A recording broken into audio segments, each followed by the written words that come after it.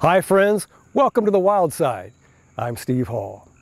Most of us love beautiful things in nature, a spectacular sunset, a majestic mountain range, a starlit sky. But those are things we can only appreciate. We may take a picture, but we can't own it or take it home with us. Then sometimes we see beautiful things, even living creatures, that we want to have and to hold. And that's not always a good thing. More brilliantly dressed than the guards of Buckingham Palace, these flashy feathered wild birds from across the world freely welcome visitors to exotic avian sanctuary of Tennessee. It gets crazy loud in here. The loud clamor of calls you hear is from less trustworthy birds, temporarily restrained, but still allowed to watch the reception. We normally have an open cage policy, but when we have visitors, there are a few of them that need to be in their cages for your safety. And this conglomeration of colorful birds is here for their safety too. They are victims of the international exotic pet trade. The Wild Bird Conservation Act of 1992 greatly restricted the importation of exotic birds into the United States. But it's a lucrative global enterprise, and according to Animal Welfare Institute, smugglers and domestic breeders accelerated their efforts to meet the demand. Parrots are not pets. They don't belong in our living rooms. You know, they belong in the wild. We need to support conservation, reforestation, whatever we need to do to make their habitat sustainable in the wild to save them from extinction rather than breeding them and putting them in a cage where they can't stretch their wings and fly like they were meant to be. And that's why the birds here are provided aviaries, for a chance to spread their wings, if only just a little. We are very much for conservation and anti-breeding. It's been more than 3 decades since Kim Hanna took in her first bird, inspiring her to take action in a much bigger way. You start out with one bird and then people find out you have a bird and then you get a call and will you take my bird, and then it just grows from there. It was just incredible the amount of birds that needed placement or needed rehomed. There was nothing in the state of Tennessee. There was no place for parrots to go that needed help. Her endeavor transformed into a 501c3 nonprofit in 2012.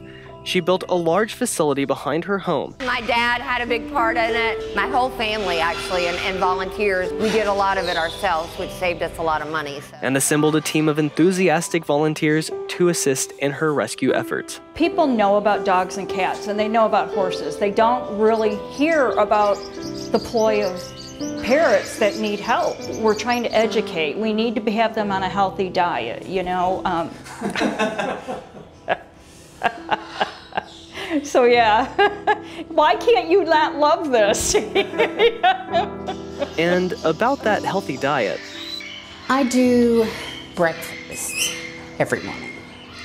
I come in and I do fresh fruits and vegetables one morning, and then what we call chop the next, which is freeze-dried vegetables and frozen vegetables that are cooked. We switched up every other morning so they have a variety and they have the nutrition that they need to get in. I do pellets and water every morning as well. And that's just the beginning of the day. They need constant interaction and constant attention. There's just so much between their food, their toys, the vetting for them. They're loud, they're destructive, they can bite.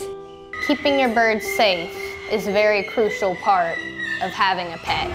Some of them are really easy and are very affectionate and like to play, and some are not as affectionate and it's a challenge. And a lot of people unfortunately don't understand before they get them how much goes into the birds. And unfortunately that's why we end up with as many birds that we have and why the wait list for people wanting to relinquish their birds is so long. And then there's the mess they make. The volunteers see it 100-fold because that's about how many birds are currently living in the sanctuary. I come in 3 times a week for a few hours, and I do some sweeping and mopping, cleaning cages, but most of all, engaging with the birds in the room that I'm with. Basically at this point she can clean any aviary in here. We kind of started slowly to see how it was going to go, and I wasn't sure how she would take to it, but after the first day she's like, okay, when are we going back? Hi, Bogey. It's a lot of work for no pay.